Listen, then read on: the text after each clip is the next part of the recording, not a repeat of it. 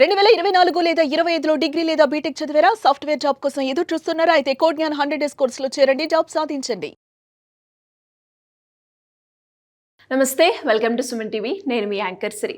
ప్రస్తుతం మనతో పాటు ఉన్నారు వేదిక ఆస్ట్రాలజర్ ఉమా గారు. ఈ అక్టోబర్ మాసంలో 9 గ్రహాల్లో 6 గ్రహాలు మారడం వల్ల మన లైఫ్లో చాలా చేంజెస్ రాబోతున్నాయి అని చెప్తూ ఉన్నారు. అండ్ అదేవిధంగా ఈ అక్టోబర్ మాసంలో ఏ రాశుల వారికి ఎలాంటి ప్రభావం ఉంటుందో వారిని అడిగి తెలుసుకుందాం. నమస్కారం ఉమా గారు. నమస్తే అమ్మా. ముందుగా మేషరాశి వారికి ఎలా ఉండబోతుంది ఈ మాసం మొత్తం? ఎన్ని గ్రహాలు వీరికి అనుకూలిస్తున్నాయి? అండ్ అదేవిధంగా ఏ సందర్భాల్లో వీరు జాగ్రత్త పడాల్సిన అవసరం ఉందంటారు? అందరికీ నమస్తే అండి. ముఖ్యంగా ఈ అక్టోబర్ మాసంలో కనుక మనం తీసుకుంటే 6 గ్రహాల యొక్క ట్రాన్సిట్స్ అనేటువంటివి కనబడుతూ ఉన్నాయి. అది మేషరాశి వాళ్ళకి మనం చూసుకుంటే కనుక మేషరాశి వాళ్ళకి ఏలినాటి శని అనేటువంటిది ప్రారంభం అవడం జరిగింది. అయితే అక్టోబర్ 10వ తారీఖున శనిగ్రహం అనేటువంటి ఆయన మీనంలోంచి కుంభంలోకి రావడం వలన ఈ శని అనేటువంటి గ్రహం వీళ్ళకి చాలా బాగా యోగిస్తోంది అని చెప్పచ్చు. దీనివల్ల కెరీర్లో మంచి గ్రోత్ అనేటువంటిది కనబడబోతోంది. తర్వాత మంచి లాభాలు అనేటువంటివి చూడబోతున్నారు. స్కిల్ డెవలప్ అయ్యేటువంటి అవకాశాలు చాలా బాగుంటాయి అని చెప్పొచ్చండి. తర్వాత సరిగారు అక్టోబర్ 17వ తారీఖు వరకు వీళ్ళకి రవి బలము అనేటువంటిది ఉంది. సో ఇక్కడ అక్టోబర్ 17 తర్వాత రవి తులారాశిలోకి ఎంటర్ అయిన తర్వాత మేషరాశి వాళ్ళకి అది 7th హౌస్ అవుతుంది. దీని మూలకంగా ఏం జరుగుతుందంటే ఈ కలత్ర దోషము అంటే మెరిటల్ లైఫ్లో ప్రాబ్లమ్స్ రావడం కానీ, బిజినెస్ లైఫ్లో ఒడిదుడుకులు ఎక్కువగా రావడం కానీ, పనులన్నీ కూడా స్తంభించడం కానీ, ఈ 5th లార్డ్ రవి కాబట్టి సంతాన విషయంలో ఇబ్బందులు రావడం కానీ, ప్రేమ వ్యవహారాల్లో అపజయం చూడడం కానీ రవిగ్రహ మార్పు వల్ల 17 తర్వాత నుంచి ఇబ్బందులు కనబడుతున్నాయమ్మా. అయితే కుజుడు అనేటువంటి ప్లానెట్ కూడా 7th హౌస్లోనే సంచారం చేస్తూ ఉన్నారు 26 మాసాంతం వరకు కూడా. అయితే ఇక్కడ కుజుడు 7th హౌస్లో సంచారం చేయడం వల్ల ఏం జరుగుతుందంటే ల్యాండ్ డిస్ప్యూట్స్ కానీ, కోర్టు సమస్యలు, న్యాయపరమైనటువంటి చిక్కులు ఉన్న వాళ్ళు కాస్త జాగ్రత్తగా ఉండాలి. తర్వాత ఏమిటి అంటే కుజ బలం ఎప్పుడైతే లేదో ఎస్పెషల్లీ విమెన్కి మ్యారిటల్ లైఫ్లో ప్రాబ్లమ్స్ వస్తాయి అని చెప్పడానికి ఇది ఒక సెకండ్ కన్ఫర్మేషన్ అని చెప్పొచ్చు. అండ్ ఈవెన్ రుణ బాధలు, అప్పుల విషయంలో కూడా చాలా కేర్ఫుల్గా ఉండాలండి. అయితే బుధుడి యొక్క మార్పును మనం చూస్తే కనుక 2వ తారీఖున తులారాశిలోకి ఎంటర్ అవుతున్నారు. ఇది చాలా మంచి యోగం అమ్మ. 7వ స్థానంలో ఎప్పుడైతే బుధుడు ఎంటర్ అవుతూ ఉంటారో వ్యాపారం పెరుగుతుంది. సో ఇక్కడ రవి అనేటువంటి ఆయన చూస్తే కాస్త ఒడిదుడుకులు కనబడుతూ ఉన్నాయి, కానీ బుధుడు మాత్రం వ్యాపారం పెంచేటువంటి కారకుడు. సో దీని మూలకంగా ఏం జరుగుతుంది, పెట్టుబడిదారులు కానీ, నూతన వ్యాపారం చేసేటువంటి వాళ్ళు కానీ, ఎవరైనా సరే స్టాక్స్ కానీ, షేర్స్ కానీ, ట్రేడింగ్ కానీ చేసేటువంటి వాళ్ళు ఎవరైనా ఉంటే అక్టోబర్ 17th లోపే మీరు చూస్ చేసుకోండి. అక్టోబర్ 17th లోపులోనే ప్రధానమైన మార్పులు ఏమైనా చేయండి.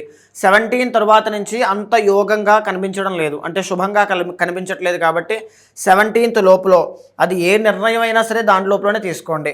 అండ్ ఈవెన్ చూసుకుంటే అండి శుక్రుడు మనకి అక్టోబర్ 9వ తారీఖు దగ్గర నుంచి కన్యా రాశిలో సంచారం చేయబోతున్నారు. దీని మూలకంగా 6th హౌస్లోకి శుక్రుడు రాబోతున్నారు కాబట్టి శుక్రబలం తగ్గుతోంది.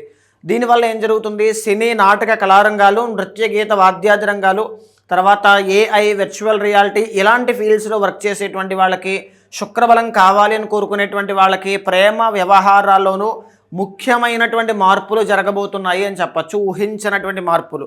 ఎందుకు అంటే ఇక్కడ 7th హౌస్లో ఈ 2 గ్రహాలు కూడా అంత యోగదాయకంగా లేవు. రవి కుజులు అంటే గొడవలకి, కలహాలకి, తగువులకి ఎప్పుడూ కూడా తావివ్వద్దో, చాలా జాగ్రత్తగా వెళ్ళండి. 6th హౌస్లో శుక్రగ్రహ సంచారం నీచ స్థితిలో కనబడుతోంది. ఎస్పెషల్లీ ఉమెన్కి గైనిక్ ఇష్యూస్ అనేటువంటివి వచ్చే అవకాశాలు ఉంటాయి.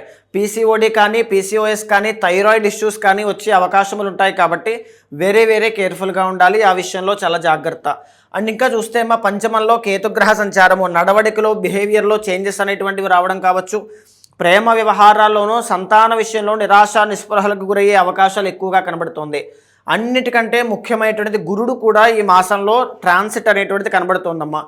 4వ స్థానం అయినటువంటి కర్కాటకంలో ఆయన ఎగ్జాల్టేషన్ పొందేటువంటి స్థానంలోకి ఆయన మారుతున్నారు. కాబట్టి ఇక్కడ గురుడు అంటే మేషరాశి వాళ్ళకి 9th and 12th lord 4th హౌస్లో ఎగ్జాల్టేషన్లో ఉన్నారండి.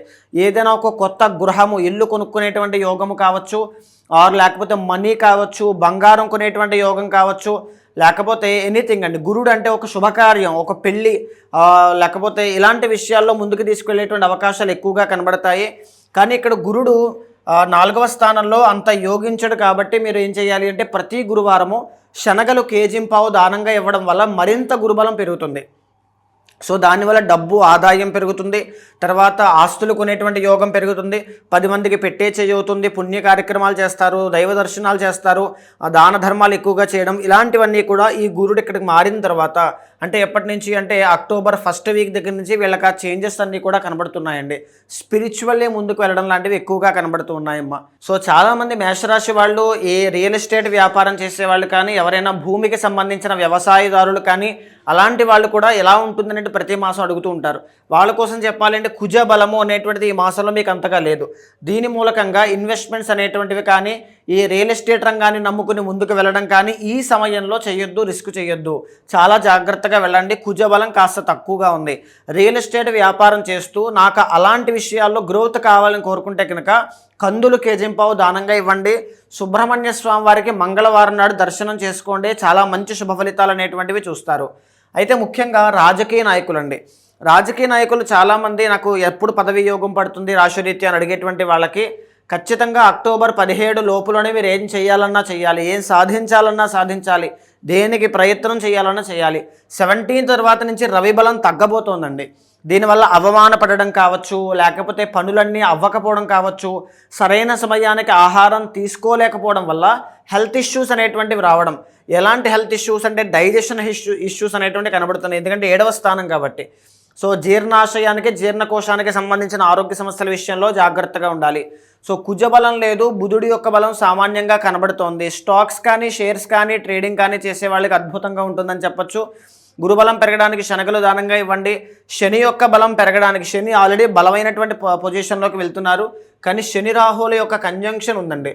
సో దీనివల్ల మిమ్మల్ని మీరు నియంత్రించుకోకుండా ప్రయత్న బలాన్ని 100% చేయగలిగితే, నేను చేయగలను అనేటువంటి బలంతో నమ్మి మీరు చేయగలిగితే 100% ఈ శని మీకు సక్సెస్ని, మనీని, డబ్బుని, పేరుని అన్నీ ఇస్తారు.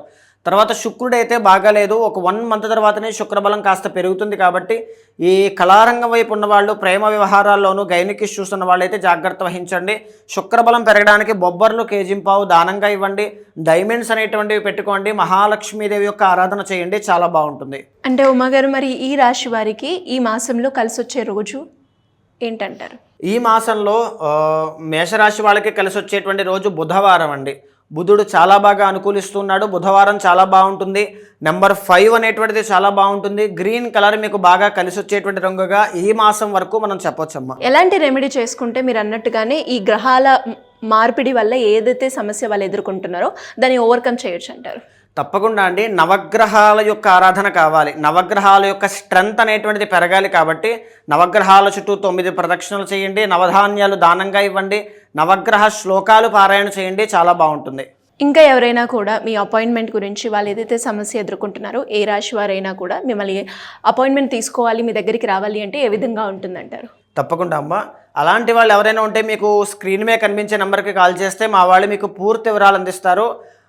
ఓన్లీ గోచారం మాత్రమే కాదండి, పర్సనల్ చార్ట్ అనేటువంటిది ఎప్పుడు కూడా మీ కర్మకి ఒక క్లియర్ డిస్క్రిప్షన్ లాంటిది. మీకు ఏదైనా ఒక బ్లాకేజ్ ఉంది, ఒక కష్టం ఉంది అంటే దానికి కారణం ఏదో ఒక కర్మ ఆపుతూ ఉంది అని అర్థము. దానికి సంబంధించింది ఏదైనా సరే, అది గోచారం అయినా పర్సనల్ చార్ట్ అయినా, రెండింటినీ సమన్వయం చేస్తూ ఏమున్నా సరే ఒక పర్సనల్ ఆస్ట్రాలజర్లా కావచ్చు, ఒక ఫ్యామిలీ మెంబర్ లాగా, ఒక బ్రదర్ లాగా మీ వెనకాల ఉంటాను. అలా ఎవరైనా కావాలనుకుంటే మీకు కిందకి నుంచి నెంబర్కి కాల్ చేస్తే పూర్తి వివరాలు చెప్తారు. మీ జాతకం చూసిన తర్వాత ఏదైనా దోషాలుంటే శాంతి పరిహారములు ఆచరింపచేసి భగవత్ అనుగ్రహం కలిగేలా చేస్తాను. థ్యాంక్ యూ ఉమా గారు, థ్యాంక్ యూ సో మచ్. నమస్తే అమ్మా.